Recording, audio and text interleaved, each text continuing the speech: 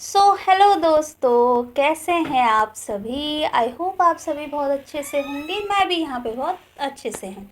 तो चलिए दोस्तों, करते हैं अपना आज का टॉपिक स्टार्ट। जैसे कि आप लोगों ने देखा ही होगा मेरी वीडियो कल की, तो धमकियाँ तो मिलती रहेंगी दोस्तों, इससे हम जीना तो नहीं छोड़ सकते, वीडियोस बनाना तो नहीं छोड़ सकते। बाकी मैंने डिस्क्लेमर लगा दिया है और मैं फिर से बोलूँगी कि मैं यहाँ पे कुछ भी सिद्ध करने नहीं आई हूँ। हाथ जोड़ के आप लोगों से रिक्वेस्ट है कि मैं यहाँ पे कुछ भी सिद्ध करने नहीं आई हूँ, क्योंकि सिद्ध तो आज तक इतिहासकार भी नहीं कर पाए हैं। तो मैं कहाँ कौन से खेत की मूली हूँ।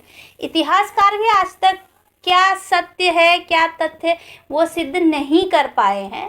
तो मैं तो इतिहासकार नहीं हूँ, और ना ही मैं ये क्लियर कर दूँ कि मैं यहाँ पे पढ़ाई नहीं कराती हूँ। मेरा कोई ये स्टडी का चैनल नहीं है। जो लोगों को बहुत ज़्यादा दिक्कत है, मैं यहाँ पे कमेंट लगा दूँगी कि आप गलत पढ़ा रहे हो। मैं यहाँ पढ़ाई नहीं कराती हूँ, ना ही मैं कोई टीचर हूँ। ठीक है। दूसरी बात, जो आपने बोला कि क्या कहते हैं हड़प्पा सभ्यता के बारे में। जी हाँ, तो आज मैं इसी में बात करूंगी, हड़प्पा सभ्यता और आर्य कौन थे, कहाँ से आए थे। ठीक है। बाकी बुक भी मैं आपको दे दूंगी, आप पढ़ लीजिएगा। और इसका मैं जानना चाहूँगी और सभी लोग ये जानना चाहेंगे कि आपने ये जो बोला कि वगैरह वगैरह जो भी बोला, मैं आगे बताऊंगी। तो ये आप किस आधार पे आपने बोला, ठीक है, तो ये जनता जानना चाहती है।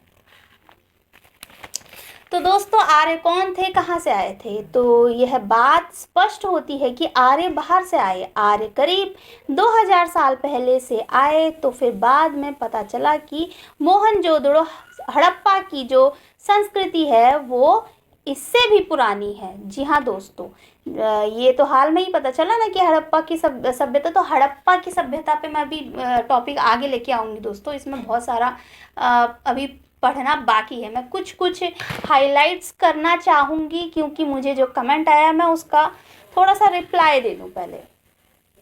तो फिर बाद में पता चला कि मोहनजोदड़ो, हड़प्पा की जो संस्कृति है वो इससे भी पुरानी है, यानी कि 3000 साल पुरानी है।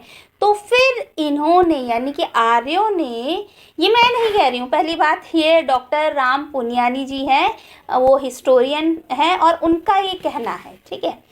तो 3000 साल पुरानी है। तो फिर इन्होंने आर्यों के आने के समय को और पीछे धकेल दिया। जी हाँ, मतलब कि आर्यों ने ही अपने आने के समय को और भी ज़्यादा पीछे धकेल दिया, जब उन्हें पता चला कि जो मोहनजोदड़ो की सभ्यता है वो 3000 साल पुरानी है। धकेल दिया, वो ये साबित करना चाहते थे कि यह जो सिंधु सभ्यता है यह भी आर्य सभ्यता का भाग है। वैसे तो इसको, यानी कि आर्यों को हर एक चीज़ पर अपना दावा ठोकना होता है, पर समस्या तब आई कि हड़प्पा मोहनजोदड़ो में जो अवशेष मिले उसकी लिपि को, जी हाँ दोस्तों, उसकी लिपि को अभी तक पढ़ा नहीं जा सका है। और हड़प्पा मोहनजोदड़ो की सभ्यता थी वह शहरी सभ्यता थी। जी हाँ, शहरी सभ्यता थी। और जो आर्यों की सभ्यता थी वो पशुपालन, खेती करना, यह उनकी मुख्य बात थी। और हड़प्पा और मोहनजोदड़ो की संस्कृति जो थी वह ज़्यादा विकसित थी। जी हाँ, ज़्यादा विकसित थी।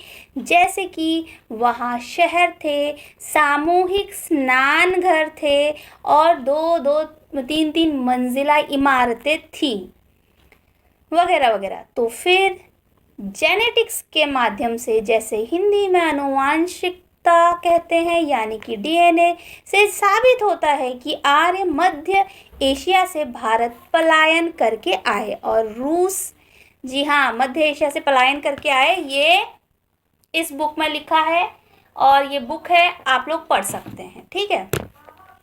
मध्य एशिया से भारत पलायन करके आए और रूसी भाषाविदों की खोज गार्डन चाइल्ड की धारणा को पुष्ट करती है कि अनातोलिया आर्यों का मूल घर घर था। जी हाँ दोस्तों, अनातोलिया जो है आर्यों का मूल घर था। ये इस बुक में लिखा हुआ है। मैं पेज नंबर भी बता देती हूँ। ये देखिए दोस्तों, पेज नंबर 99 में यहाँ पे लिखा हुआ है,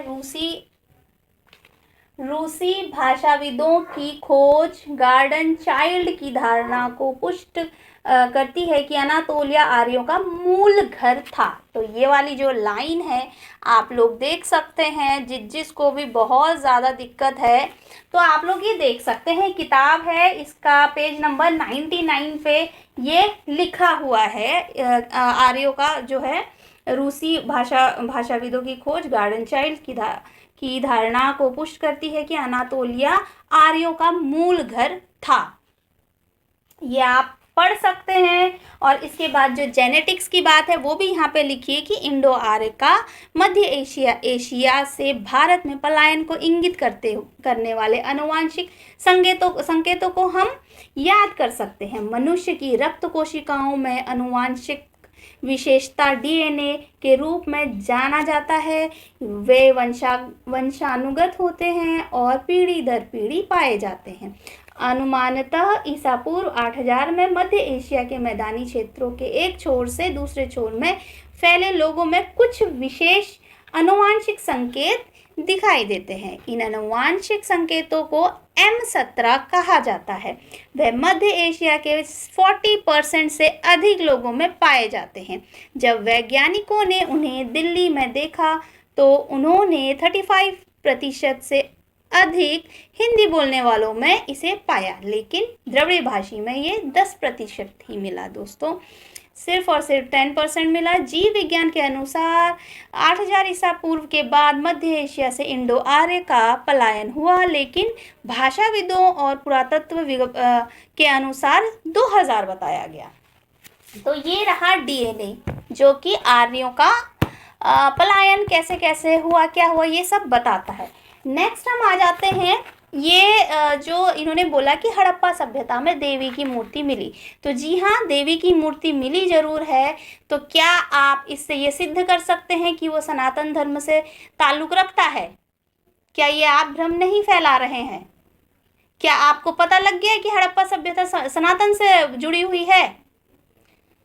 ठीक है दोस्तों, ये बुक का पेज नंबर है 79। जी हाँ, पेज नंबर 79 है। इसमें हड़प्पा सभ्यता के बारे में बहुत कुछ दिया हुआ है। हड़प्पा सभ्यता के बारे में मैं अलग से जो है टॉपिक ले करके आऊँगी, लेकिन अभी जो कुछ लोग हैं, जो बुद्धिजीवी लोग हैं, जो धमकियाँ आकर के दे रहे हैं, पहले मैं ये आपसे जानना चाहूँगी, जनता ये जानना चाहती है, जितने भी मेरे व्यूअर्स हैं वो सब आपसे ये जानना चाहते हैं कि आपने पशुपतिनाथ को सनातन से कैसे जोड़ा। मैं कमेंट आपका लगा दूंगी यहाँ पे। तो दोस्तों यहाँ पे लिखा है पेज नंबर 79 पे, धार्मिक परंपराएं। ठीक है, हड़प्पा में महिलाओं की एक टेरिकोटा मूर्तियाँ मिली हैं। एक मूर्ति में एक महिला के भ्रूण से एक पौधे को उगते हुए दिखाया गया है। संभवतः यह छवि भूमि की देवी का संकेत देती है, जिससे पौधे की उत्पत्ति और विकास का संबंध जुड़ा है। हड़प्पा ने धरती को प्रजनन की देवी के रूप में देखा और उसी तरह उसकी पूजा की। देखिए, अब पूजा वहाँ होती थी नहीं होती थी ये तो हमको पता नहीं है ना। जैसे मिस्र ने नील देवी आइसिस की पूजा की थी, हम नहीं जानते कि हड़प्पा के लोग मिस्र के लोगों की तरह ही मातृ प्रधान है या नहीं है। अगर इतिहास में खोजोगे ना तो फिर तो दिमाग बिल्कुल ही ख़राब होगा। अगर इतिहास में खोजोगे तो मेसोपोटामिया की सभ्यता में चले जाओ, वहाँ पे जो है क्या कहते हैं, मिस्र की सभ्यता में चले जाओ, मैं मेसोपोटामिया, मिस्र की सभ्यता में चले जाओ, वो मातृ प्रधान है। सभ्यताएं बहुत बहुत पुरानी है। इसको धर्म से अगर आप जोड़ेंगे तो आप कुछ भी यहाँ पे तथ्य साबित नहीं कर सकते हैं, कुछ भी नहीं कर सकते हैं साबित।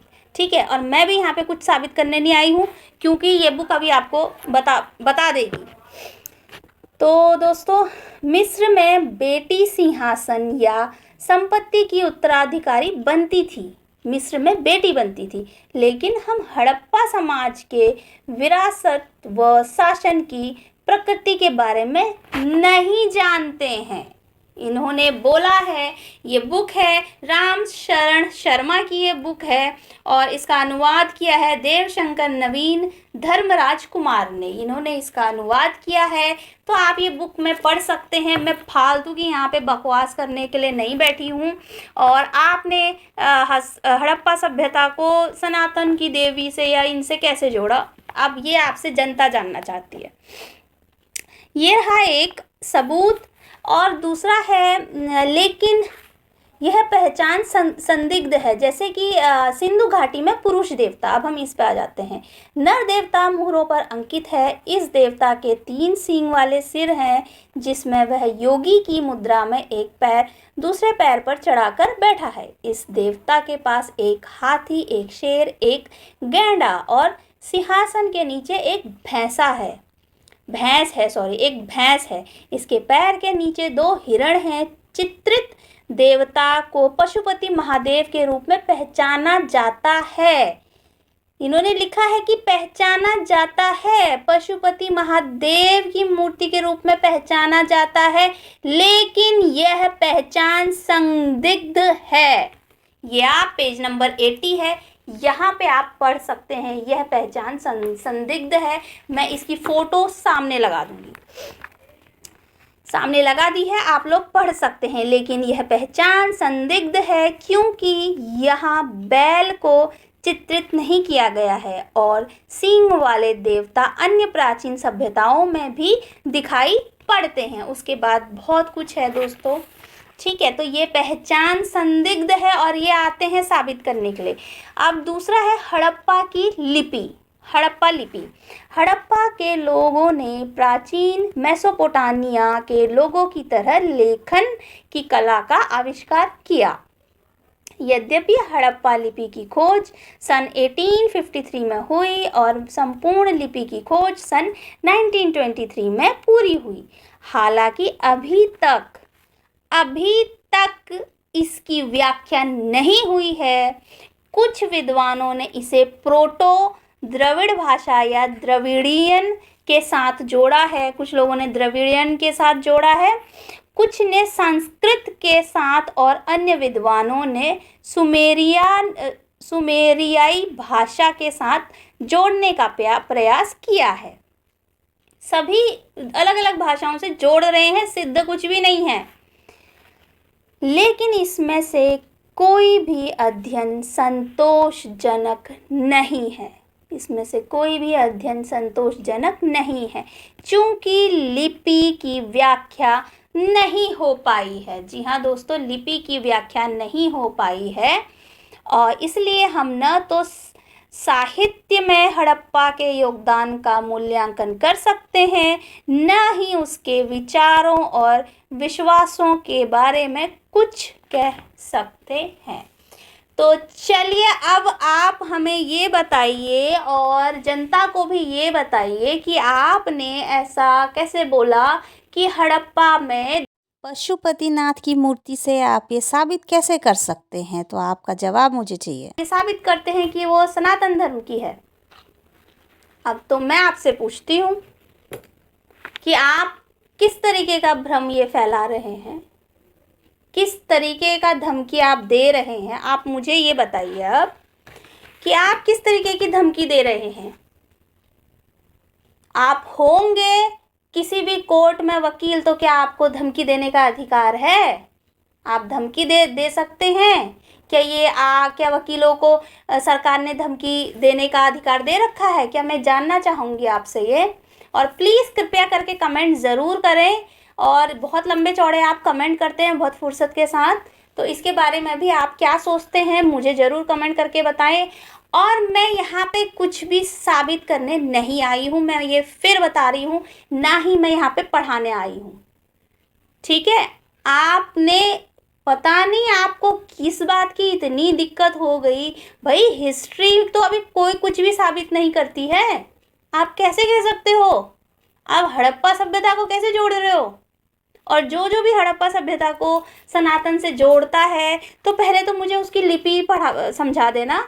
मैं बता दूंगी आपको, बुक में पढ़ लेना, पहले तो उसकी लिपि बता देना कि आपको उसकी लिपि समझ में आ गई। इतने बड़े बड़े विद्वान बैठे हैं, उनको तक लिपि समझ में नहीं आई है। और जो देवता की मूर्ति को पशुपतिनाथ कह सकते हैं, लेकिन वो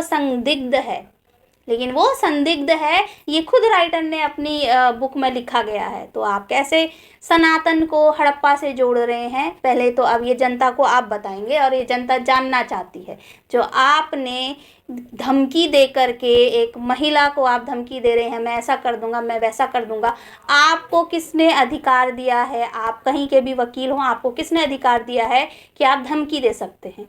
और सब स्पष्ट रूप से आपने लिखा है कि मैं धमकी देता हूं। तो मुझे अब इसका जवाब चाहिए, मैं इसका जवाब लेके रहूंगी, आप मुझे इसका जवाब दीजिएगा। और इसमें से कोई भी मेरा बनाया हुआ शब्द नहीं है, ये किताब का है। और जो इससे पहले मैंने बोला है, जितना भी बोला है, वो राम पुनियानी जी की वीडियो है, उन्होंने ये बात कही है। ठीक है, तो सनातन का तो काम ही यही है, हर चीज को किसी से भी जोड़ दो। मैं किसी भी धर्म के खिलाफ नहीं हूँ, लेकिन आप लोगों के कमेंट बार बार मुझे मजबूर करते हैं कि मैं इस तरीके की वीडियोस और लेके आऊँ। आप लोगों के कमेंट मुझे मजबूर करते हैं। मेरा कोई ये पढ़ाई का चैनल नहीं है, अगर देख रहे हो ना, ढंग से देखो चैनल को। क्या चैनल है? व्लॉगिंग का चैनल है वो। ठीक है, उसके बाद में कुछ इन्फॉर्मेशंस जो मुझे लगती हैं अलग सी हटके हैं, तो उसे मैं बताती हूँ। बाकी जो पॉन और बॉन वाले हैं, उनको मैंने बुक का रेफरेंस दे दिया है, उसमें बहुत कुछ है समझने के लिए। समझ में आता है तो समझ लीजिए, मैं कुछ नहीं कर सकती इसमें। ठीक है, तो मैंने यहाँ पे कुछ भी साबित करने के लिए मैं नहीं आई हूँ। मैंने नहीं बोला है कि ऐसा ही है, मैं यहाँ पे साबित नहीं कर रही हूँ, पहली बात। दूसरी बात, मेरा ये स्टडी का चैनल नहीं है, मैं यहाँ पे पढ़ाती नहीं हूँ, मेरे कोई स्टूडेंट्स नहीं बैठे हैं यहाँ पे। ठीक है, और तीसरी बात, हड़प्पा सभ्यता के बारे में आप बोल रहे थे, तो मैंने बुक से बता दिया है। जितने भी लोग आ करके बोल रहे हैं ना कि हड़प्पा सभ्यता पढ़ो, हड़प्पा सभ्यता पढ़ो, बिल्कुल हड़प्पा सभ्यता के बारे में सारी चीज़ें, एक अलग से व्लॉग आएगा। उस व्लॉग में जितना इस बुक में है और जितना मैं और जगहों से सोर्सेस से मैं देखूंगी, उतना सब आपको बता दिया जाएगा। तो अब आप मुझे ये जो है, क्या नाम है इनका, पता नहीं, नाम भी मुझे याद नहीं है। तो आप प्लीज़ इस बात का आपको बताने का कष्ट करेंगे कि आप हड़प्पा को सनातन से कैसे जोड़ के देखते हैं। इसका जनता को जवाब चाहिए। जितने भी मेरे व्यूवर्स हैं, जितने भी मेरे फॉलोवर्स हैं, सब्सक्राइबर्स हैं, उन सभी को इस बात का जवाब चाहिए कि आपने हड़प्पा के अवशेषों को सनातन से कैसे जोड़ दिया। ये तो किसी भी इतिहासकार ने आज तक नहीं कहा है। आप कौन सा भ्रम फैला रहे हैं? ये सनातन को हड़प्पा से जोड़ने का ये कहीं भी नहीं मिला है, कहीं भी सबूत नहीं है इस बात का। बाकी मैं अपनी वीडियो यहीं पे अंत करना चाहूँगी। वीडियो में यहीं पे रोक, मैंने ये कोई आज कोई पर्टिकुलर टॉपिक नहीं लिया था। मैंने जो अलग अलग चीज़ें जो इन्होंने कमेंट करे हैं ना, आज उसी का जवाब है। तो प्लीज़ वीडियो ज़रूर देखें और समझ लें। अब डिस्क्लेमर मैं लगा ही चुकी हूँ, जिसको जो करना है आप कर सकते हैं, मेरे पास सारे सबूत, सारे तथ्य हैं। चलिए, मिलते हैं आपसे एक अगले नए वीडियो पे। तब तक के लिए ऐसे ही मेरी वीडियोस को सपोर्ट करते रहिए, अपना प्यार दीजिए। और जिसको भी पढ़ना हो तो बुक्स आप मैंने बता दिया है, आप लोग पढ़ सकते हैं। तो मिलते हैं आपसे एक और नई वीडियो में नई जानकारी के साथ।